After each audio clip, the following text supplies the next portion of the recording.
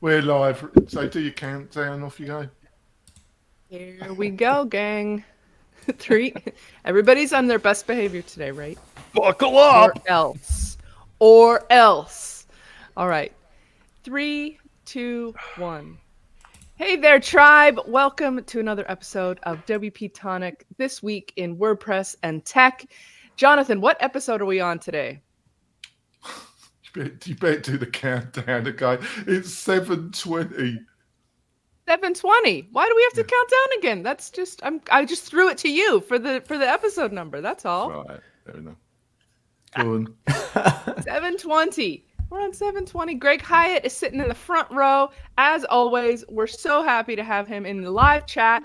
If you aren't in the live chat, you should come sometime because it's always a party. Hey, come and join you can get in on the fighting that happens every week on this show. Today, I've already scolded the whole panel preemptively to make sure that we're all going to be on best behavior because I'm not having it. Because look at this motley crew that I'm surrounded with.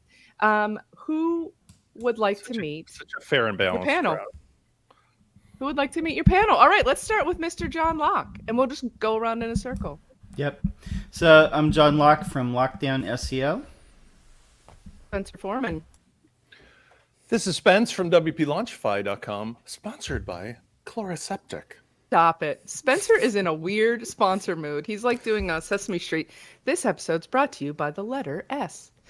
Steven Souter, I'm so excited to have you here. I haven't hung out with you since I got my interview on the Thursday show, WP-Tonic. And then I got my 3D glasses, so that was awesome. Steven Sauer from Hustlefish. I do not have the number of sponsors that Spencer has, but someday. Yeah. James Garreau. Hi, I am James Giroux, and I am from Stellar WP. I said your name wrong. I'm so sorry. It's all good. I should have checked that swim beforehand. right by that it. was a rookie hosting move. It's a good. Say it again, so I say it right. Giroux. It's French Canadian. Giroux. I'm so pleased that other hosts can't pronounce like me. I just, for the most, right. I used to live in Australia, and one of the things they could never pronounce it right because obviously French Canadian's a bit far for them. So I just became JG. So if it's easier, just call me JG, and that'll work. I love James, it. you're in Chicago, aren't you? I'm in Kingston, Ontario, Canada, actually. Oh, it had you listed previously in Chicago. Were you here around Kathy Sant? Or do you...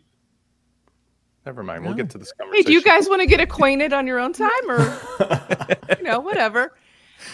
There's another one that I thought I may have confused you with when I looked you up on LinkedIn a moment ago, but there's a different James Giroux in Chicago. Yeah, there's also one in Hawaii. Coincidentally, he's a prosecutor. And there's another one here in Ontario who wrote a book on highway traffic rules. So Wow. They're around. We're around. The world abounds with you. And in your background, James, you have your number one fan. I do. My number one fan. This is not a Zoom background. This is all real. I can touch it, but it's hot. It looked more like a Zoom background when you pretended to touch it, weirdly. Okay, Jonathan, would you like to introduce yourself, our fearless leader on the WP-Tonic podcast? Yes, it's Jonathan Denwood from WP-Tonic. Back over to you, Stephanie. My name is Stephanie Hudson. I'm thrilled to be here today hanging out with this motley crew. I am repping Focus WP, where we help you to scale and grow your business by providing an outsourced team that you can delegate all your tasks to. Come hang out with us in our Facebook group, Focus on Your Biz, where we do all kind of cool things. All right. Now, before we dive into our stories for the week, let's have a quick break to hear from our major sponsors. And we're back. All right, tribe, don't forget to head over to the WP-Tonic website, wp-tonic.com/recommendations to get more cool stuff. You can get recommendations from our sponsors and some cool things from Jonathan and the rest of the members of the panel. Now to our stories for the week. First up, we are heading to Master WP. Brian Cords wrote an entertaining article. I enjoy him. I think he's one of my favorites on Master WP. The title of this article is WordPress Leadership Has a Public Relations Problem. This is, however, a very long article, and he talks about a lot of things. So who here would like to give their thoughts on who agrees with Brian about the PR? Jonathan? Yeah, I just thought it was a fantastic article. I've almost agreed with everything you had to say. I thought Whoa, that's big. It is, isn't it? Don't nobody say that. I just thought it was very insightful, and he kind of really clarified my own thoughts about the whole. I got very contradictory feelings about the whole past couple of weeks. In some ways, I'm very bored with the whole thing, you know. But I think the reason why I think it is important is there's bigger issues under what initially looks very unimportant drama, WordPress drama, but I think the things that drive that drama, apart from Matt's responsibility, are bigger issues, and I think it's all been laid out in this article in some ways, Stephanie. So I think it's fantastic. Yeah, I thought he did a great job as well. He's sort of hitting on a lot of the things that Matt has been blurting out. Sometimes don't you just feel like Twitter is a disaster? Like it's just like, why is Twitter always the place that all this stuff happens? Steven, do you have some thoughts on this? Yeah, I wish they would have titled this article differently. I don't think WordPress has a PR problem. I think maybe Automatic has a PR problem. Yeah. Interesting. WordPress as a whole, I think is fine. And the title makes you believe that like maybe there's other people in WordPress, but at least maybe I've missed some stuff but like from what I've seen, it's pretty much just been like what Matt's been saying. But I don't know. I have a lot of sympathy towards Matt. He has like a very, in my opinion, unenvious job of trying to lead the WordPress ship. And I think we're all, like, I know, at least I'm very frustrated by the speed at which Gutenberg is being implemented. And I want that solved and fixed. But really the only way to solve and fix it is to get more people on board and helping with it. But you need more experienced people working on it, and you can't just grab like brand new people who've never probably contributed to core before and speed it up. Like I forget who said it or even how they said it, but essentially like the idea that like you by grabbing more developers and throwing them into a system, like you don't speed up the process at all. In fact, you slow it down because now there's more people to coordinate and collaborate around the idea. So like if we would add more people, it's going to slow the project down for the next year until people get ramped up back up to speed to when we can actually start moving forward. So like it's kind of, I don't know, reaching this fever pitch of people being frustrated, things not moving fast enough. And I think that's what you're seeing from Matt, just like lashing out against like, come on guys, we need to fix this. But I don't think anybody has a good way or idea of fixing it, to be honest. I appreciated how he gave credit to Josefa in that article as well for what she's been doing. James, what were your thoughts?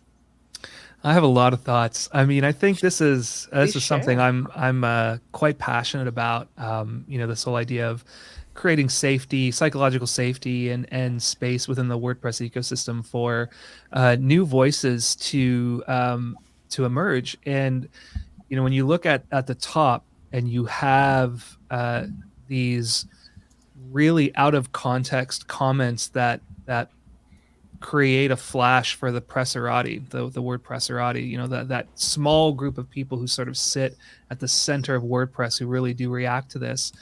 I think we miss an opportunity to invite other people in. And whether it's a PR problem or, as Stephen was saying, it's a resourcing problem, the reality is we're not bringing new people into the ecosystem in a way that creates space for them to learn and grow and thrive.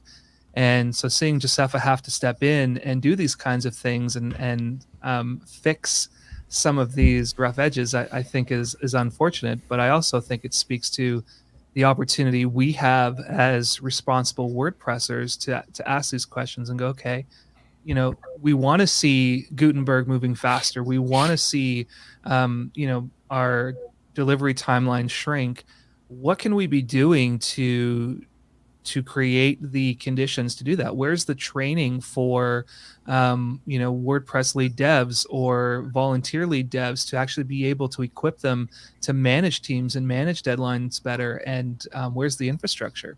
So I think when I look at this and I see, I agree with Stephen. I don't know if it's necessarily a PR problem for WordPress. I think it's an automatic PR problem, and it's a leadership problem that their team has to navigate. And I think for WordPress, we've got to figure out, okay, so where are we going to step in and show our own leadership as WordPress and drive this forward, independent of what's going on in that circle over there? And what do you think? Yes. I would like to refer us to 1876, The Adventures of Tom Sawyer. And in that very well-known Mark Twain book, Tom Sawyer is being punished by his Aunt Polly and given the task of whitewashing the fence. But what he does is he takes something that to most people would seem like a punishment, and he makes to his friends it appear like it's a privilege. And in doing so, his friends all are thrilled to paint the fence for him, allowing him to go off and play. WordPress and Matt Mullenweg is the metaphor of Mark Twain's Tom Sawyer. In the beginning, Matt, as the character of Tom, convinced everybody to paint the fence.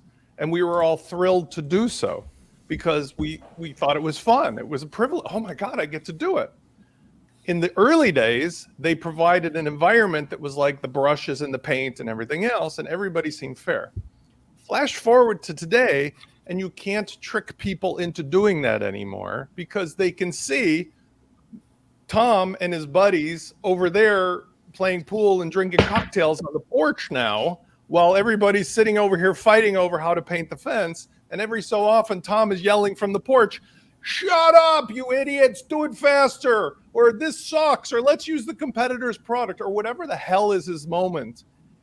And that's the problem. The problem is you now have to incentivize people proportional to the reality that they see around them. They are no longer under the illusion that worked the first time. And the answer to it is simply binary. Either move the hell out of the way and let the people painting the fence decide their own future with this thing, or start treating it like a real company, paying real salaries with real verticals. And then you can yell at everybody just like Mark Benioff or Larry Ellison or anybody else does, because they're employees of yours. But you can't have it both ways anymore. But like, I think if you look at where WordPress started, a fairly junior level developer could hop in, touch the code, and make impactful differences to WordPress core. The level of complexity that WordPress is at now, especially with all the Gutenberg stuff, is orders of magnitude greater. Like a junior developer can't hop in and just like ramp up the speed with all this stuff. And so all of a sudden, the only people that can really meaningfully move the project forward, like in a speed and architecture sort of place, are extraordinarily knowledgeable people that are being paid very high salaries and that are already way too busy probably in life. And I think like that is at the core of the problem. It's one thing when you can get all of your friends to whitewash a fence, but it's another thing when you're painting $1 billion mansion and you have to hire the best painters in the world, and then all of a sudden, like what do you do? And I think that's probably like the core of the issue here, is that how complex WordPress has gotten, how few people can actually meaningfully contribute to it anymore. And what happens then? Like, does Automatic foot the bill? Does GoDaddy foot the bill, or not footing the bill? Like, some people have to start footing in this bill. You were on board with this many shows ago, but last week we all decided, everybody can thank us later, that we need to align corporate sponsorship with particular vertical projects in the WordPress core so that they actually get managed in a way that would be comparable to a private company, right? So corporate sponsors who are vested in the accessibility can put money in front of a committee of people that aren't, with Matt auditing them, to say, here's a budget of $500,000 sponsored by blankety blank to get accessibility fixed. And then they hire a team leader, they allocate it, they do, all the normal development stuff, and just do it for each vertical. Corporate sponsorship aligned with the interests that everybody benefits from, including them. Matt gets out of the way. Josepha runs the project, but in a way that is comparable to a private company. Problem solved, folks. It's over. Because the only thing we have a problem right now with is Matt not getting out of the way. That's really it. Because everybody else seems to be willing to put money up. The corporate sponsors are there. The incentive for all the private companies that want to essentially benefit from this. And certainly the end users, we could, oh my God, we could be 3 years ahead of where we're at today if somebody would just get out of the way, because it is, as you said, Stephen, ridiculous to assume that a bunch of people at a WordCamp can get together for an hour and a half and meaningfully contribute to WordPress. That is such a farce.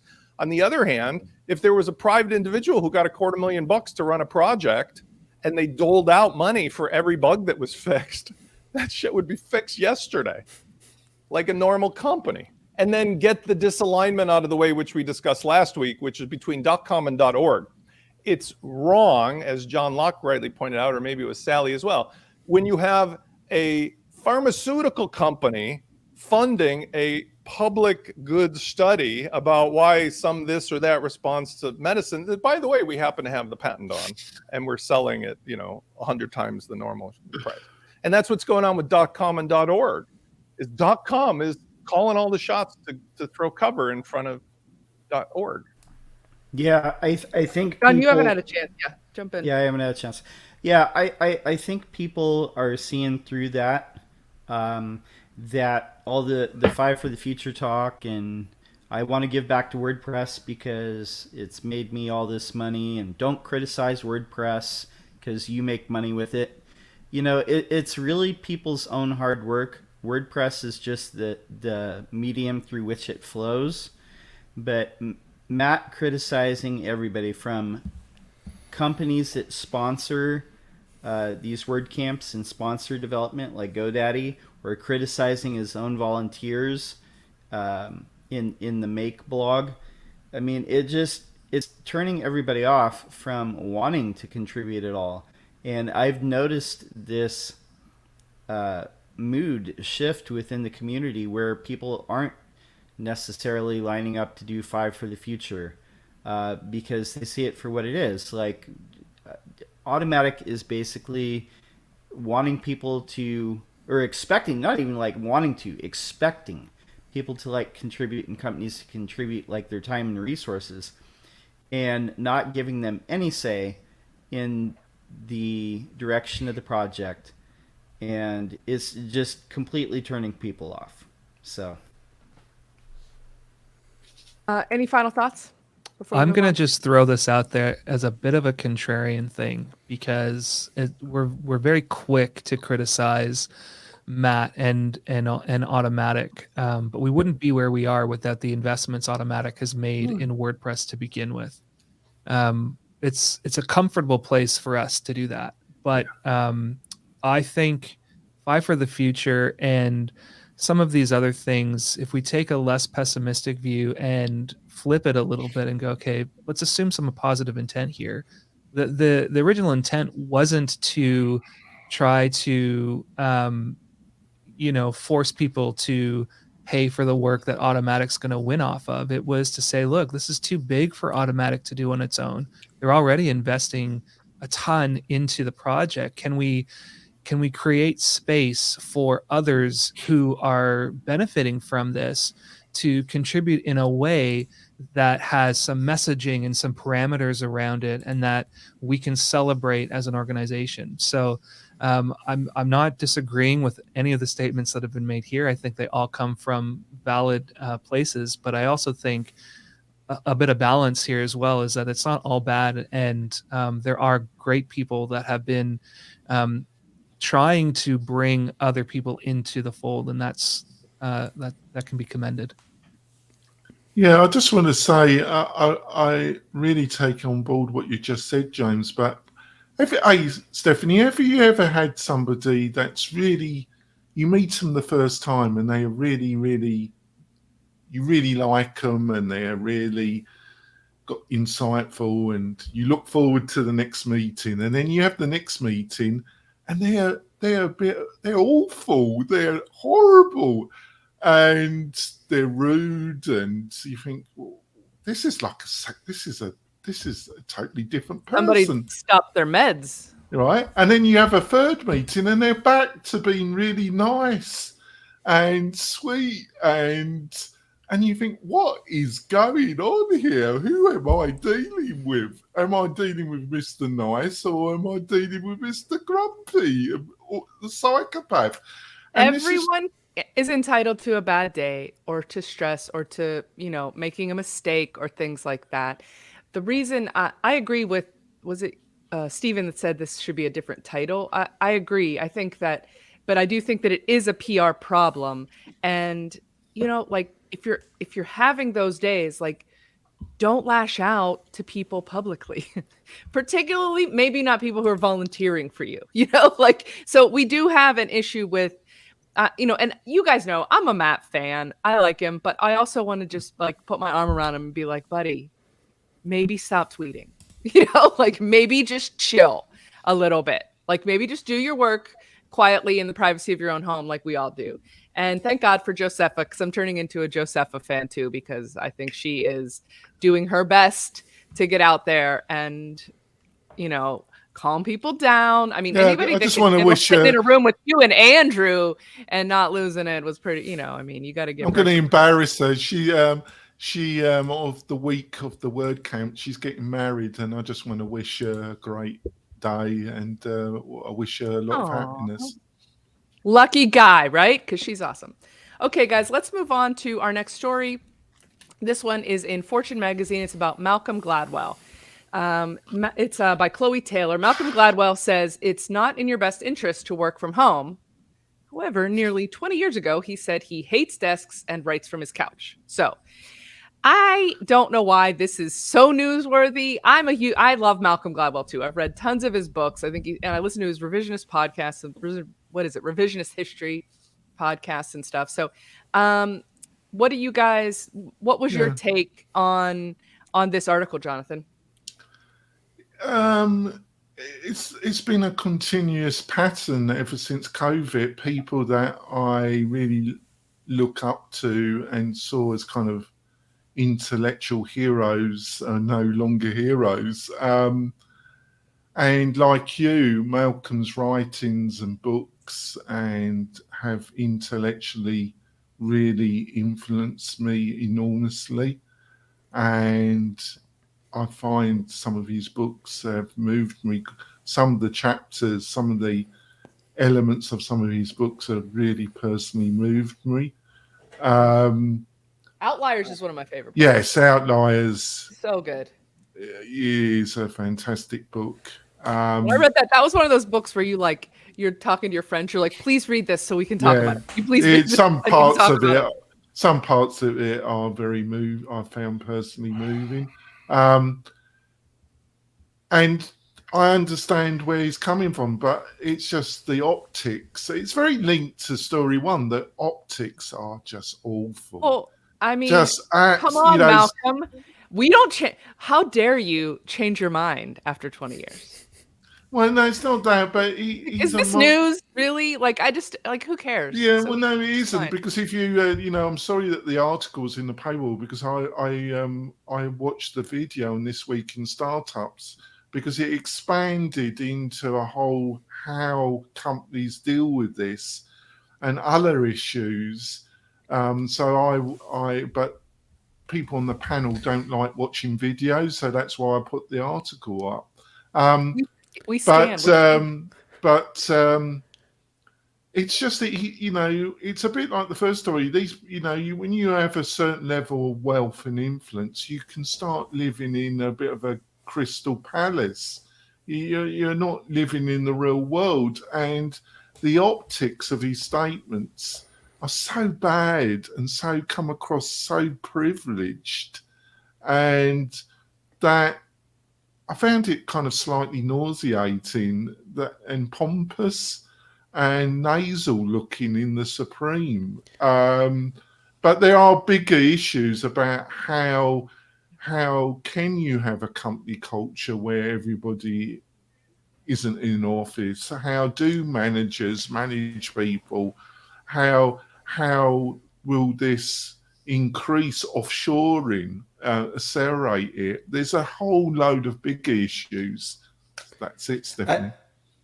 I think the fascinating thing about this whole like work from home or work from an office is it gets at the core idea that people need other human interactions. And there's a group of people that are very capable and able to find clubs, churches, organizations, hobbies to create that group of human interaction. And work doesn't have to be that place. There's other subsets of humans that work is that place, and that's how they connect with people. And I think if you look across those groups, the people who are more reliant on work to create those social structures for them are having a harder time in this long-term work from home transition. Just as like we're a completely remote company, and there are moments where those connections and like living a fulfilling life, if you will, can be a struggle because you've just eliminated 8 hours of human interaction that you have per day and condensed it down to 2-3 Zoom meetings. And that has a real like tangible thing. And so I think some people can do it very successfully. Other people have a harder time doing it. I don't think it's necessarily right or wrong as like a whole human thing. But I think for some people it is very wrong, and for other people it's very right. And so kind of have to fall and find your own niche. And I think companies are aligning it. I love it. Does Malcolm Gladwell own a bunch of commercial property or something? Is that what he's tripping on? I mean, who's going to think of all the middle managers who are missing the fact that they can go to their job and get away from their family and go dominate and make life hell for their employees? I mean, that's the only people who aren't benefiting from being in the office. I mean, a lot of this work, especially in tech, but there's a tons of other jobs that can be done completely remotely. So why would people jump in their car, sit in like traffic for 2 hours to go to an office and be away from their family? It makes no sense.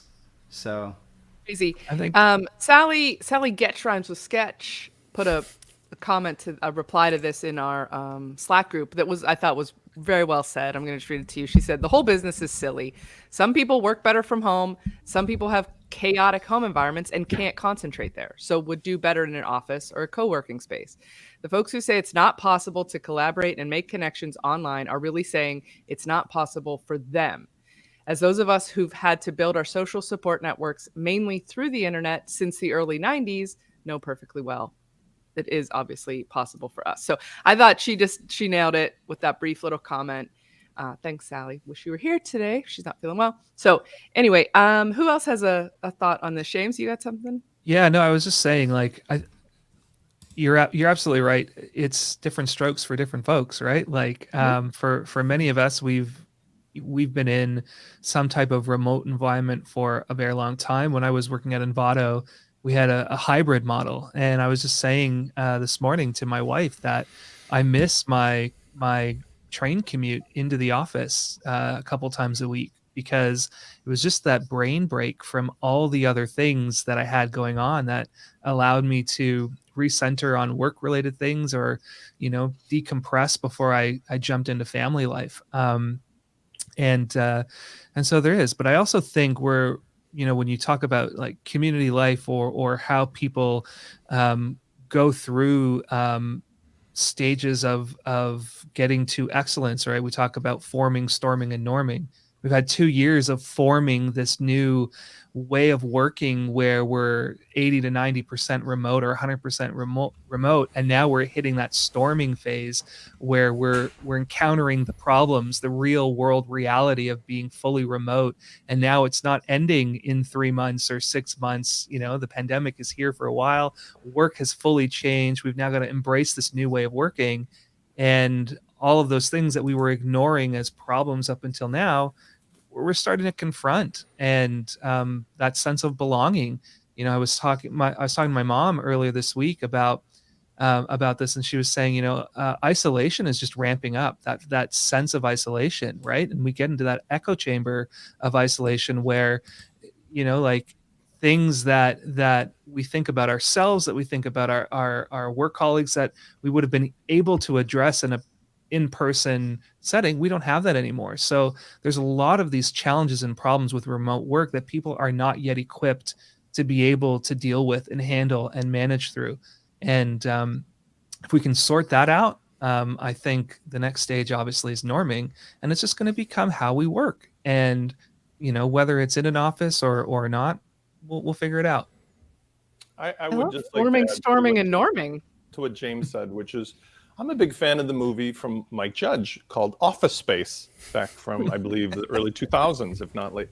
And the premise of the movie, which any of us who grew up in that era and had friends who worked in Silicon Valley or worked in San Mateo or whatever, is that there were all these sort of corporate offices up in the hills of wherever, Marin or otherwise, that they packed with 20-something-year-olds and more who became drones. And then the main character in the movie is the funny manager guy who essentially just goes around to all the cubicles going, yeah, we're going to need you to come in on Saturday. Yeah, we need the TPA report. It was played by that Gary, whatever his name is.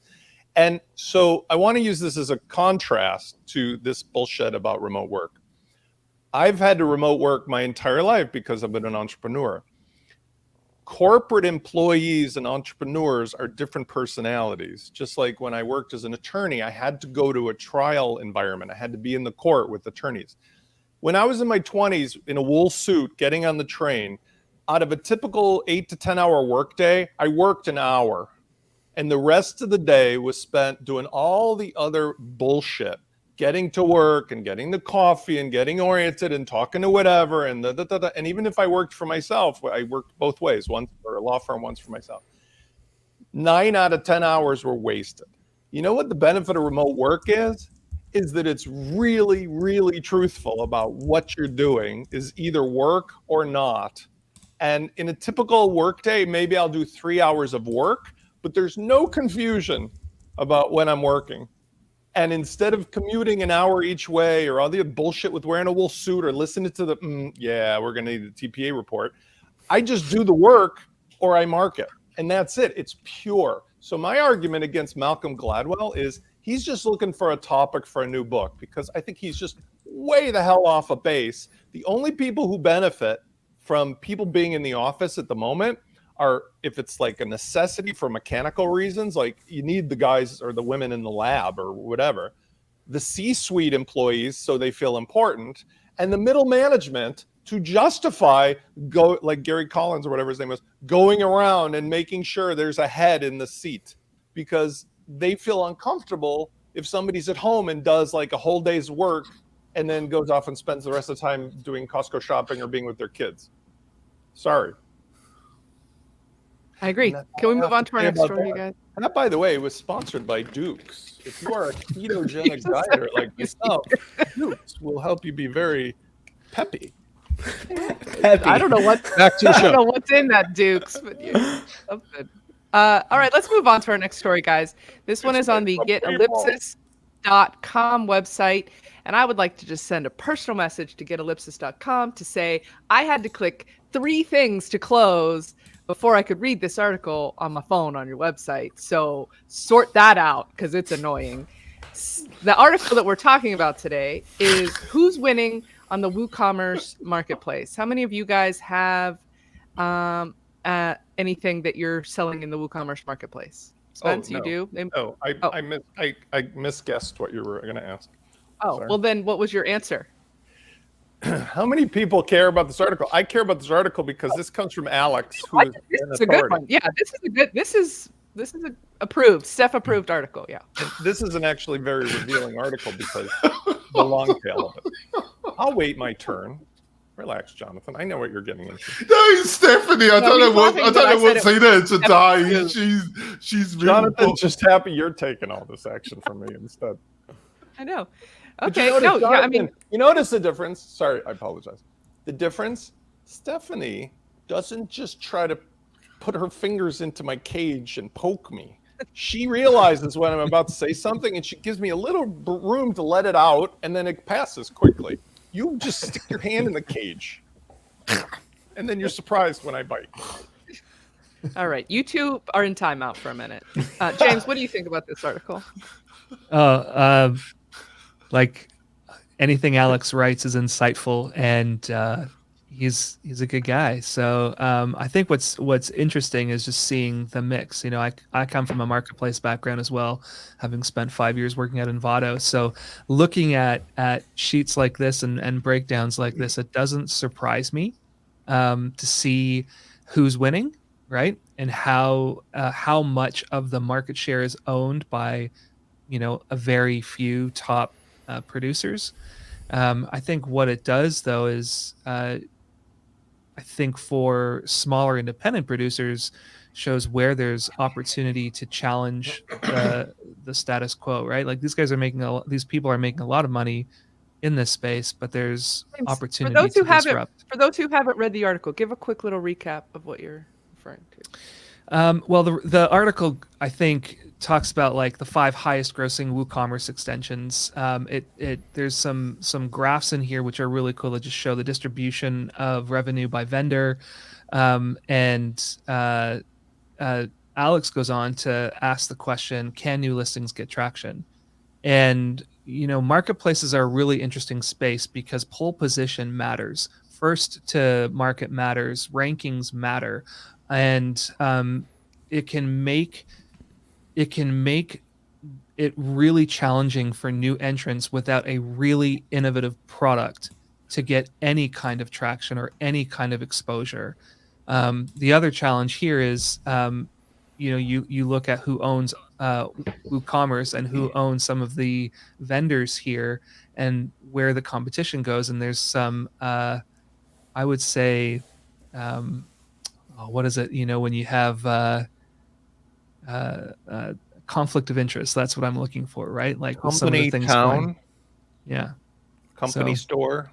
Yeah, company store, exactly. So, so that's what I have to say. Thank you. I appreciate it. Steven, you have something? I think WooCommerce is winning the WooCommerce Marketplace with their rev share deals. Right. Yeah. But this is a little bit like tangential, but I think what's interesting about going back to like our Gutenberg discussion, not to drag things in from the past, but something that I've been thinking about is like who benefits the most by a third-party page builder that is not affiliated with anything. Like WooCommerce is probably the largest plugin. I mean, owned by the same people that are directing it. But also the WooCommerce plugins. Like if Elementor would come out with its own e-commerce platform, that would decimate probably anybody that's has created a whole plugin that operates with WooCommerce and stuff. But I'd be interested on your perspective on that, Spencer. Like, is the necessity of like Gutenberg and WooCommerce and figuring out how that all works, because you've had a plugin that's kind of like been able to transcend different page builders and stuff. Yeah. Okay, so here's my sort of summary on this whole situation. The company store model, the first mover advantage is real. The do as I say, not as I do model is real. Now, we can't begrudge WooCommerce because it's the plugin, because it's clearly it's a financial transactional plugin, and it's the one that I recommend to everybody. So even in my new spin, which is Launch Kit, which is a way to get past all of these problems for people to get started and what to use, WooCommerce is the plugin for everybody to have. Now, the WooCommerce Marketplace is slightly different, and I want to address what WooCommerce is doing at the behest of Automatic in relation to the companies that are making the most revenue. Okay, so the do as I say, not as I do model is that WooCommerce, which is a free plugin in the repository, is basically an advertorial phone home, jam it down your throat. Everything you cannot do as a private plugin in the repository, WooCommerce does. Everything. It violates at least 5 major tenets of what you're not allowed to do. And furthermore, Woo.com plus the WooCommerce Payments Gateway are unilaterally trying to squash through outbound messaging and third-party communications any competition. Matt, we already realized, had his moment of doubt and pain when he went over to GoDaddy. But the point is, this is a love-hate relationship, and you have to address it as it is. The WooCommerce product provides the greatest opportunity for anybody, I'm one of them, to make solutions that matter, because people will pay for things that have to do with their store, their transactions, their membership, and so forth. There are several plugins that compete against things like WooCommerce subscriptions, two of which I have direct interactions with. One's from Yith and one's from another company. The point is, they can't get anywhere near the exposure of the WooCommerce subscriptions plugin because of what WooCommerce does and how it presents it and how everything is locked together. And nobody is willing to take a chance to break the most important thing ever, which is their piggy bank of their store. So the psychology of it for all the buyers is the same too. It's like, hey, are you going to use our, from the company part, or are you going to use the off-brand? And everybody's afraid to do that, right? And why did that just go mafia? Like, why did that go like, why did that just go This Italian? is when I go into Sopranos mode, because Italian. there's a degree of psychological, it'd be a shame if something happened to your WooCommerce store when you're using the off-brand subscription plugin. And I'm saying that's bullshit, in the same way that it's bullshit that some companies that we were just talking about, soon to have a podcast, do black hat things where somebody believes they have to follow a prescriptive series of steps that do nothing more than make them locked into a SaaS product. So here's the conclusion and the solution, because this is what I promised. I myself have taken it on this year, and it's free. It's free. Shush, Jonathan. I swear to God, I will turn off your camera. No, I'm kidding. I am saying, What are you saying? Like that? Yeah, I've done it. There I've it achieved is. what I've always wanted. I'm shut him up. You are Oh, listening God only loves and not me. watching. Spencer just completely froze right then. You froze He the is second gone. you said, this is the one don't thing know, I'm going to say. everybody's camera went off. Did that happen for you too? Nope. Nope. You just froze. Okay, well, apparently somebody has their finger on the button of my internet connection. So that's one way. That's one way to keep me temporarily quiet. The bottom line. It's not your bottom line connection, is, it's your brain. well, bottom line is, we can do like the Emperor's New Clothes story. What I do through LaunchKit, through Launchify, through all these whatever, is to shine a light, and then politically to try to share with people. There are alternatives out there that deserve the attention and can be demonstrated to be as good or better. And in many cases, gateways and everything else, abso-freaking-lutely. The gateways themselves from WooCommerce are the worst choices of all the choices on the market, but they become the default use and they get the most revenue because people don't feel that they have a choice. Whether it's intentional or not is to be debated, but there's plenty of factual evidence that it's intentional, and there's nobody standing up for the little guys. For example, For There he goes example, again. He's having trouble. God doesn't like. Can I just jump in? I think this article is very linked to the first article because it highlights all the hypocrisy, duality, doublespeak. It kind of highlights the hot mess that is WordPress in some ways. It's all a hot mess. And it's always been a bit like that. it's our hot mess, right? Yeah, because it goes with open source, but in some ways it does need a bit of clarifying and cleaning up, really, because these contradictions and dualities are getting to such a level that I don't think it's sustainable, but that's just my impression. As we do need to move on. Sorry. But Spence, do you want to try one last time? Yeah. Let me just close the sentence up because I got apparently cut off. Just to say this, I don't feel that I have any obligation or duty to speak up, but like Master WP does their part and everybody does their part individually. I feel like my benefit or part in this is to demonstrate for people factually, objectively, what's really going on and to speak candidly about it, because there's nothing wrong with WooCommerce or any of the companies that they own doing what they do. What's wrong is that it legitimately is a company store model, like really nearly impossible for another company to get any kind of traction unless somebody shines a huge light on it. And they're not doing anything to make that any different because it benefits them financially at Automatic and WordPress.com. And that's the problem. It's not a level playing field like it might have been in the early days where everybody was just an independent person making stuff. Now it's Automatic owns WooCommerce and all the stuff in it is theirs and they've got $85 million of revenue, and good luck getting that competing. For example, there's some crazy renegade who's at North Commerce who legitimately believes, and I love the gung-ho, that he's going to make a competitor to WooCommerce. I love the spirit of it. But like legitimately Don Quixote with one horse and, you know, a lance trying to go up against Automatic.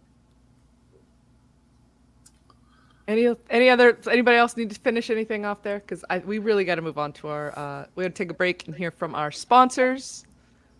We'll be back in just a second. Propolis throat spray keeps me argumentative throughout every one of these shows. I want to hear the sound effect when it does it, like on. That's how I'm Dumb and funding Dumber. my WordPress. Yeah. All right, hold on. We have to have a break from our sponsors. And we're back. Okay, so guys, don't forget, if you are listening and you have not already signed up for the WP-Tonic newsletter, you got to get yourself over to wp-tonic.com/newsletter.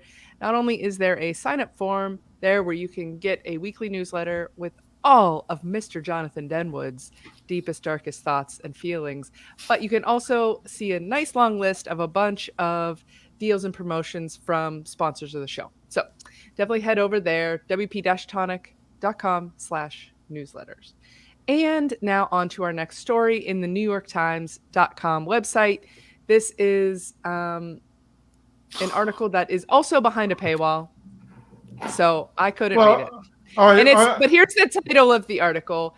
Andreessen Horowitz backs WeWork co-founders property venture. I wish I could have read this. I don't read enough. You could have done a Google search. There were plenty of other articles. You click view and reader, you can see it. Don't give me more work to do, Jonathan. You can send me a Google search for a readable article. So somebody recap it. John Locke, hit us too with the long recap. didn't read. White guy gets a chance at people's money again just because. You know, it's because these investors, they see themselves in the people they invest in. You know, it's amazing to me that we got 13% of the population is black people. We got, 30% like Hispanic people, yet who gets most of the money? The white guy who flushed a bunch of money down the drain with WeWork. He gets another chance after chance. Can't say that there's nothing to that. So yeah, can I? Yeah, go for it. I'll be interesting to see what Spencer has to say about this, because he has actually dealt with one of the key players in this article. I've got such mixed feelings about it, because in some ways I do understand the business logic, because this particular market, utilising their language, is ripe for disruption, as that's the language that they like to utilise. But on the other hand, in my opinion, him and his wife are two of the worst white-collar criminals in North America. Why they're not in prison, I do not understand, because this, in my opinion, they are white-collar criminals that semi-defrauded a number of professional investors that should have known better, but also defraud somebody. But also smaller people. I interviewed with Andrew, the CEO of Meetup, David, who actually had to work with this crazy piece of work, and he told me stories after the interview that are just mind-numbing about the drift, the corruption. His wife is even a worse creature than him. It's just unbelievable that a major investment VC company would want to do any business with this guy, but they have. It is quite amazing, really, in my opinion. James, would you invest in Adam Newman? No. No, there's nothing much more to say, right? Like we still live in a culture where business rise and falls on its leadership, and we don't have a lot of systems in place I don't think to temper bad leaders. Bad leaders are given permission to continue being bad in situations like this, and I think it's really irresponsible of anyone to invest in leaders with a proven track record of mismanagement and failure, both on a professional level and I would argue on a personal level as well. There's me being strongly opinionated on something to counter you there, Spence. Yeah. Well done. So a couple different things here. First of all, early in my tech experiences, I dealt directly with Mark Andreessen, who, by the way, was 3 years younger than me at the University of Illinois. Obviously, financially has done better than most human beings on the planet. But let's clarify, first of all, Andreessen Horowitz, the two founders, are not likely personally so involved in the details of the deal, but their purpose to exist business-wise, it's all about the return on investment. Yeah. That's it. Like you could be grinding people up into Soylent Green. If he feels that it's a good return on investment, that's not a problem. It doesn't mean he's a bad human. It's that watch the TV show, again, by Mike Judge, Silicon Valley. It's hilarious, but the behavior of the people in that is so close to reality that it's hard to tell it. Like The Onion is hard to tell from modern normal newspapers. Second of all, the reason that I think this Adam Newman and his wife aren't in jail, unlike our starry-eyed female founder who's in jail with her co-founder, is because they ripped off Masayoshi-san to the tune of 18 billion, who's a proud Japanese person who, by his cultural norms, sucked it up and apologized. I mean, in the old days, might have killed himself, Harikari or whatever the honorable death was, because he realized he made a big mistake, but he basically took the hit. It wasn't a bunch of little investors, and it wasn't a bunch of people that the government felt they had to protect. If there had been like a Madoff situation or like, the medical situation, the government steps in because that's where they get their best publicity. I'm protecting the people. Nobody wants to hear a story how the government wasted money to go get back Masayoshi-san's money for him. Okay. Finally, the reason that this is working out is because Andreessen Horowitz has nowhere to put money at the moment. And this guy has the credibility, the notoriety to get news. So there's two companies that are being founded, and he's a co-founder, and I guarantee his ill-gotten gains are also being added to the mix. So he's not like without skin in the game. And that's all that one needs to know. It's disgusting. It's just the way it is. And if you looked at the list of any of the investments of a larger nature, and look at Uber with, Travis and everything else, like everybody who ever's worked for him says he's the worst misogynistic lunatic on the planet, but everybody wanted to give money to him because the only color they see is green. And that's it. And, we live in a weird world because one of the things that I'm personally optimistic about how things will benefit and change for everybody is as things get horribly bad with consumptive, mega culture, like we have everybody sucking off of the oil nipple.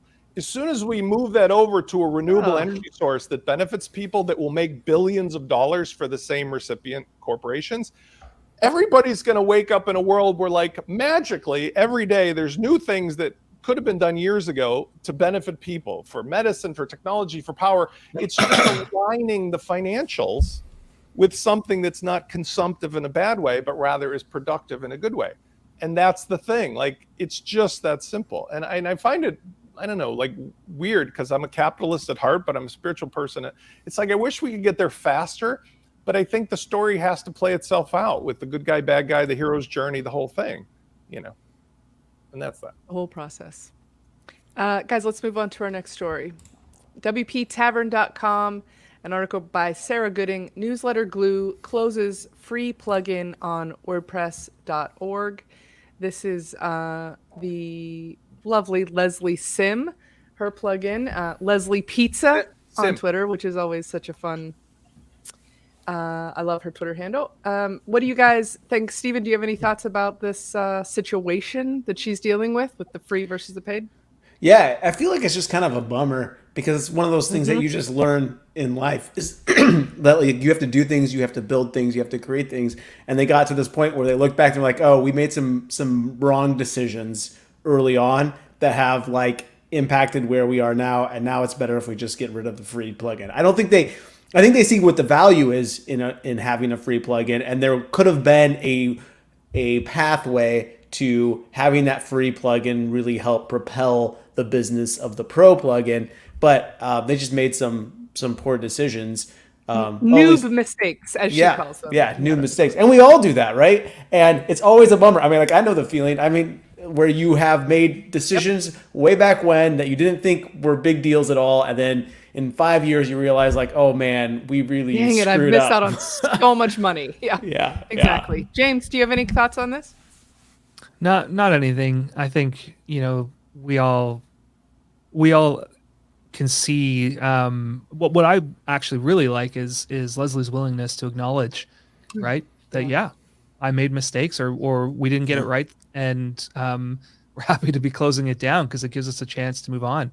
That kind of permission for other creators is really, really powerful, because how many of us let our pride get in the way of making the wise business decision, right? And so for her and the team there to do that, I think it's a good example. I agree. John Locke, do you have anything to add? Yeah, just thought it was interesting. There's a lot of like plugins on the repository that use the freemium model, but the way that Leslie had it set up is the free version would uninstall when users would add the pro version, and seeing that obviously means that a lot of the users are converting to the pro version because it only had like 200 installs on the free version.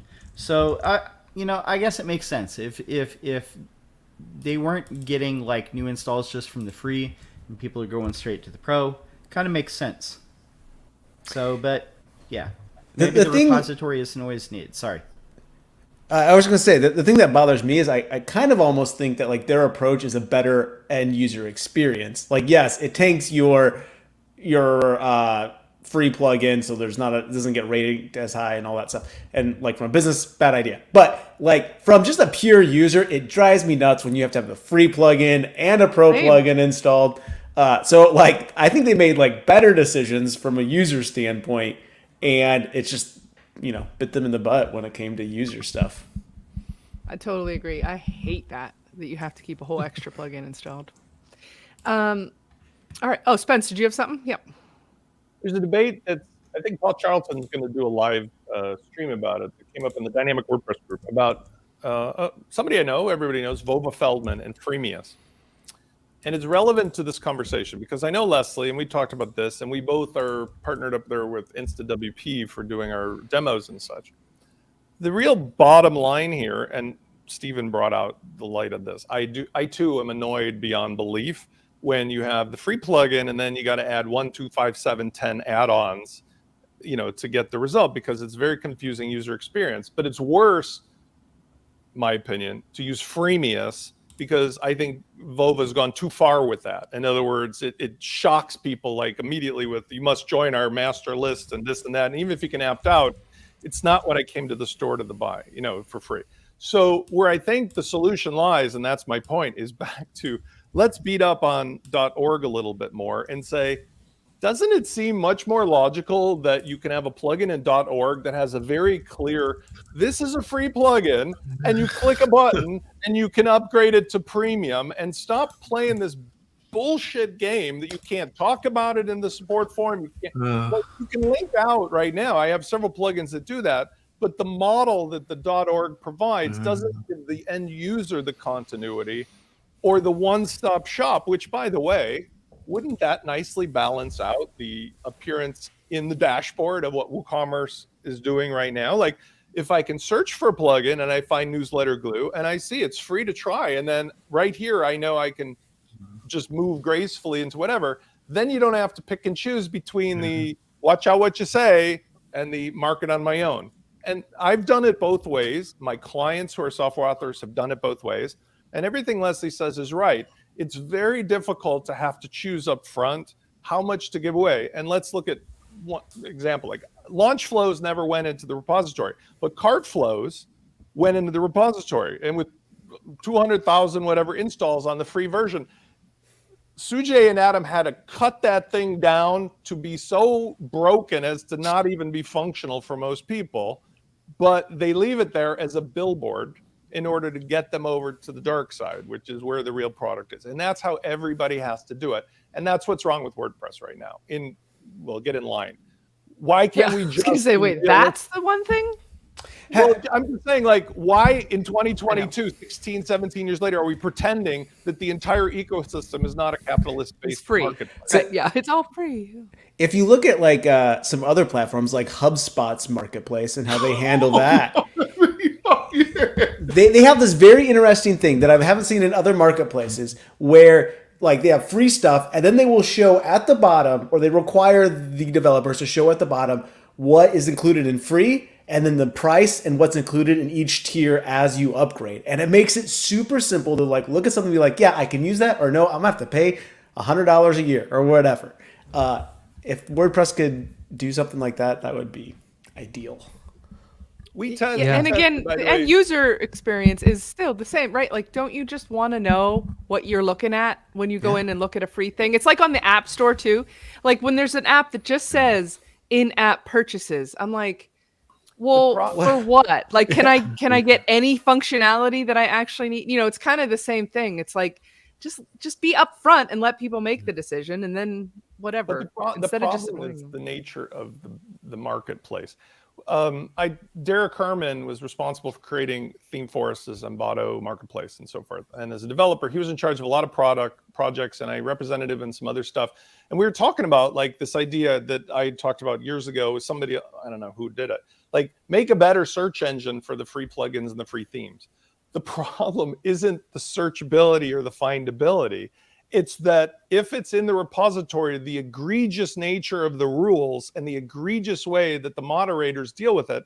I myself, getting the recent LaunchKit plugin approved, I felt like I had a very nice human being on the other end, but basically was told, I said, I'm an attorney. I've searched out this name. Nobody owns it. There's no current trademarks. There's no patent. There's nothing that would stop you from doing it. I want to use the name LaunchKit. And the person, well-intentioned, was like reading off of the instructions. It says, oh, I saw there was the word LaunchKit used in 1872, and if we ever need to do so, we're just going to shut your plugin down. And I'm like, I know what you think you're going to do, and I know what the law is, and that's fine. I still want to use LaunchKit.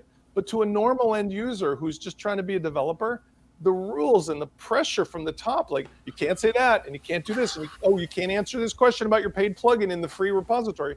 That has to change, because if it did change, that's all that would be necessary to level the playing field. So now in the plugin place that everybody has in every WordPress install, it's a marketplace. Ta-da. It doesn't have to be in woo.com. And that's where the real friction is coming, because Automatic does not want that to happen. Well, we started off this conversation with saying that we think Automatic has a PR problem, so maybe WordPress has a scaling problem, and we're finally getting to the place where we're starting to address it. I think it's coming to the head. Boom. It's just dealing with a load of contradictions which are caused by a number of different players that have different business models and different objectives, and it's all good stuff. It's bound to happen. I'm not gonna, because I want to save. I'm feeling a Shag the Donkey moment coming on, Stephanie, about the last story. We're almost out of time. I was going to drop the last story, but let's do it. We're going to talk about the last. We're going to talk about the last story. We're moving on then, because Jonathan's ready to shag a donkey. So let's do this, everybody. Here we go. What a Friday! Sponsored by Capsaicin. No, stop. Ugh, that sounds painful. Capsaicin in the context of shagging, anyway, let's just. Okay. What's happening to this? We are heading over to YouTube. There is a video titled CRIES because he fired people. This is by Joshua Fluke. I'm not familiar with Joshua Fluke. This story is about Braden Wallake. I don't know how to pronounce it. He's the CEO of Hypersocial, and he had to fire some people. And he got real sad about it, and he took a selfie of himself crying. And then he posted an article that was only about himself, like a post. Anyway, there's so many funny things about this. And also, like 2 days before that, he was all excited because he bought a new house. And then he realized that that was detracting from the viral nature of his crying picture. And so he deleted the happy post and just left the other one up. John Locke, I know you want to talk about this. Go for it. People are so self-absorbed. It's crazy. How many takes did it take for him to get the perfect like crying shot? Perfect selfie. Yeah. You know, I'm gonna say the same thing that I said on Twitter when this was going viral, and that's he should have used his network and his friends that own other businesses to get those people jobs if he really cared. But he just thought that he would make it all about him. And, me, I'm the center of attention. Poor me. I had to lay all my employees off. But he made what's the thing, John? He didn't think like, oh, I'm going to put something about me. He doesn't even, he's completely unaware. That's the thing. He's so oblivious. You're on, Stephanie, you're wrong. It's much he is dark. Oblivious. He thought that was going to be received so well. It's much more darker than that. Read the room, Braden. It's much darker than that. And he's got all these people that he just laid off, and it didn't occur to him to maybe mention their names and see if he could help them get a job somewhere else. I was in two minds about this story because it's giving him what he wants. He planned all this out. Right. This guy is a drifter supremo, and I don't know if you've been, he keeps DMing me looking for work for his fucking company. And I've told him to go and fuck off. Real? I've told him to go and fuck himself. Braden Wallake is DMing you. Yeah, or somebody that works for his company. I'm never gonna share any of your fucking posts, you dickhead. I'm never gonna hire your fucking company. I don't wish you well. You're everything. You're everything. What's wrong with America? Because you think that even though you knew what people were going to cotton on to your piece of crap, that you were still going to benefit from it because it gets your name out there. I think you're in for a rude awakening, you piece of shit. Because I can't stand you, and I can't stand your company, and I'm never going to give you any money. Never, ever. I would like to give a shout out to your British culture that shone through in your insult that was, I do not wish you well. I don't. I never will do. I personally dislike you. I do not wish you well. Okay. I'm going to save that one. I got to write that one down. Go, Steven. Now, I did not dig super deep into this one, but something that, so correct me if I'm wrong, but it looks like his employees and the people that he fired did not jump on the bandwagon of all this disliking him. Now I could have missed it, and if I did, let me know. But I think you're right.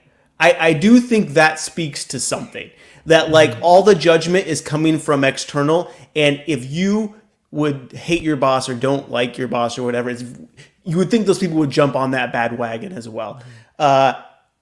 Take that for what it's worth, but I think there is something meaningful that like he's being judged from external people, and really the people that should be judging him are the internal people, and I haven't heard or seen very much from them except positive things. So having been on the receiving end of a layoff, there's a checkout that happens when things go down, and like I think like looking at what he did and how he did it.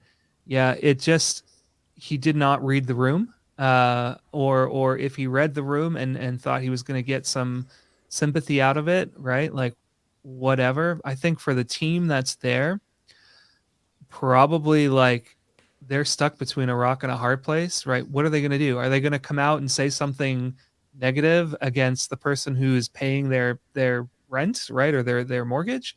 No, probably not. And there are other people involved. There's humans involved at the very center of this who now have no jobs, and I don't think they're interested in having anything to do with, like, if it was me, like, whatever, right? Like, I've sat in meetings where people are telling other people about the fact that I am no longer going to be working at that company, and I have to sit there and make a choice about whether I am going to be bitter, angry, or I'm already looking at how these relationships are going to help me get the next thing. So, very, materialistically, right? Like that's what I'm thinking about as somebody who's in that situation. I'm not thinking about the words. I'm probably not even hearing what's being said, right? So, yeah, I think it's just a classic example of somebody trying to really play to, people's heightened compassion and being opportunistic with it. Sorry, mic drop.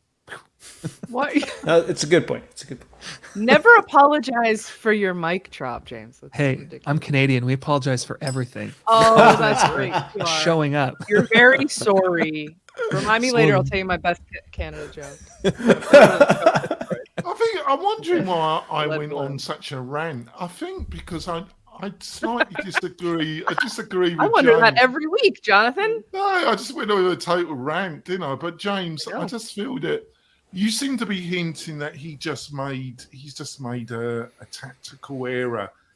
I think the reason why I ranted so much, James, is I think it's even worse than that. I think he planned all this out.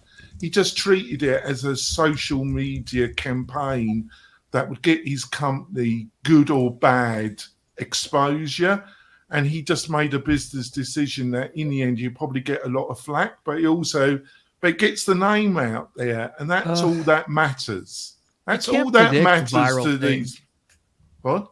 You can't predict a viral response or a viral reaction, right? Like, this got picked up. I think, honestly, this is it's more humanistic than that. It's probably his need for validation that's coming through, and looking for a public validation of his feelings and his reaction and response, and wanting to make sure that people know he is still a human. Like I look at it as it's in the same toxic boat as people who call their workplace their family, right? It's that kind of vibe, right? It's oh, we're all family, yeah, but you don't pay your family, like you don't.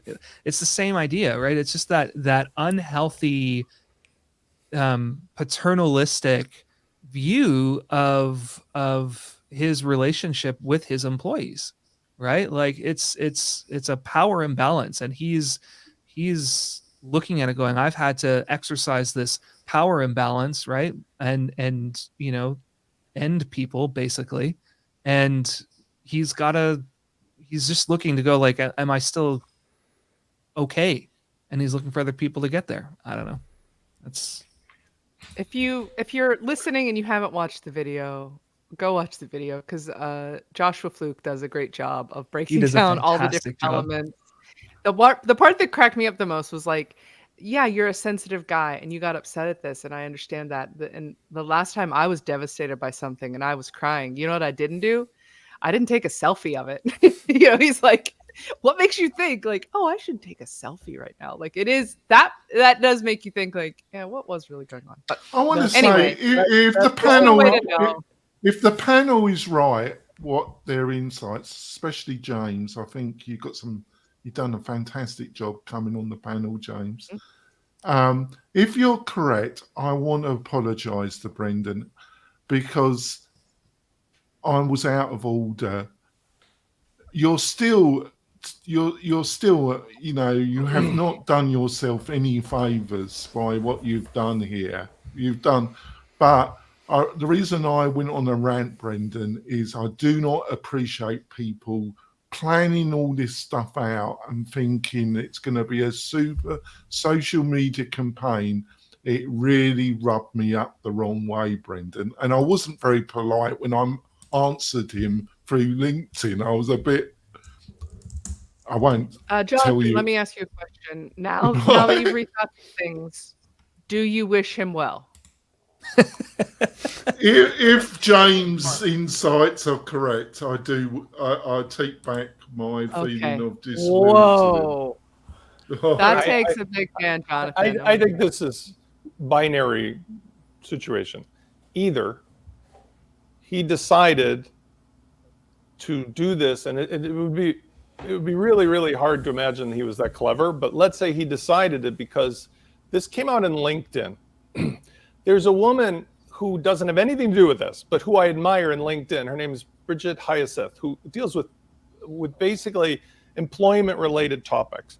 When she posts in LinkedIn, she talks about stuff kind of like the Office Space movie that gets everybody riled up about some good thing, and she gets 25,000 comments, right? And she can't even take on any more connections because she's filled up.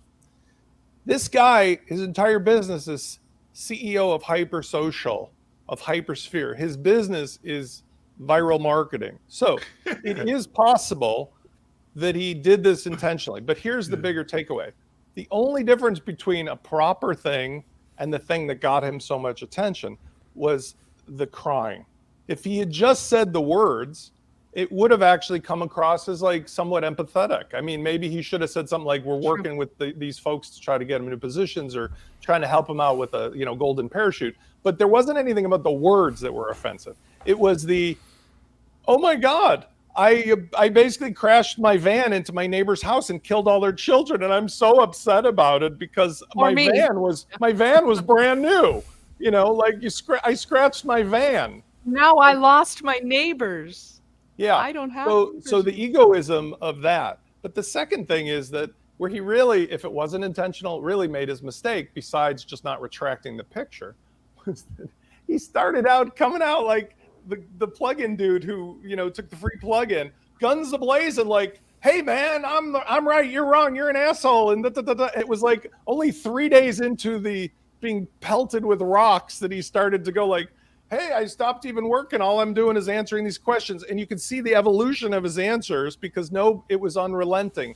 And so now you have 10,497 comments, probably 80 against, 20 for him. And he served either one of those purposes. He either effed up royally and just made it worse by fighting, or he accomplished his goal. Either way, this is back to the Andreessen Horowitz story about why the WeWork family gets money still. It's because no publicity is bad publicity when it comes to money. And I guarantee there's some private equity person that can't wait to talk to Braden and give him some money and ride on the coattails. Well, that's for sure. Yeah. All right, you guys. Those were our stories for the week. I hope you enjoyed our take on them. If you are just listening or watching after the fact, go ahead and give us a thumbs up and join us in the live chat sometime. Greg Hyatt's lonely over here. Come join him. And no recommendations this week? Oh, yeah, yeah, we're going to do recommendations. Guys, I'm just doing the thing, It sounded like you're saying goodbye. I wasn't sure. Well, I'm giving people a minute to find the like button, Spence. I'm not worried about it. I like when you're in charge here. Thank you. Okay, Spencer, do you have a recommendation for the week? I do, yes. I need to quickly grab it. So pass and come back to me next because I'm going to grab the link. Hold on. All right. Steven, do you have a recommendation for the I trial? do. We've been doing a lot of PHP 8.0 upgrades, which is great on some sites and dubious at best at others. So we found this plugin called Widget Detector for Elementor, which has been a lifesaver. So you install it, it tells you where and how many times every widget is used. And so if you have one of those plugins that just can't be upgraded because somebody's abandoned it along the path or whatever, you can quickly just go through the page and clean it up. So that's really been helpful as we've been upgrading all of our sites from 7 to 8. Love it. John Locks popped one into the chat here. Want to tell everybody what you're sharing? Yeah, for once, I'm gonna promote my own stuff. This is Google just yesterday released a update, or they said that they're going to do this update, this helpful content update. This is a video I put together yesterday and accompanying article, just kind of doing a summary of it. So yeah, go check that out. Great. Yeah. John, you look so happy in your video thumbnail. I've never seen you smile that big. Is it just WP-Tonic that makes you not? It's that big? WP-Tonic and it's the gang. Okay. Yes. Gotcha. All right, James, Making us feel good. Please share your recommendation for the tribe. Oh, recommendation. So rather than a plugin or tool, I have to be careful because Stellar, we have a lot of plugins and tools that are connected. So in the spirit of no conflict of interest, I'm going to recommend a person instead. It's Nye the Creator on Twitter. She works at Master WP. We are, I would say, close colleagues who've never actually met, and she's just a really fantastic person to follow. She's got a lot of insights on WordPress and the ecosystem, and a fellow K-pop fan and Koreaphile just like me. So if you see us exchanging, is it NY like New York? Nye the Creator. NY. Yep. Nye the Creator. Yep. Nye _the_creator. Can one of you put both Stevens and James in Slack for us? Because that would really be helpful. Not it. Let's see, Jonathan, what's your recommendation? I just thought you should go over and look at Zoho and what they're offering if you're running an agency or you've got a client that's looking for a CRM. I think Zoho's up in their game a bit. Some great improvements, and they offer some really very cost-effective solutions about office integration. If you've got a client that's looking at HubSpot or Salesforce or Dynamic 360, you might want to look at what Zoho's got to offer.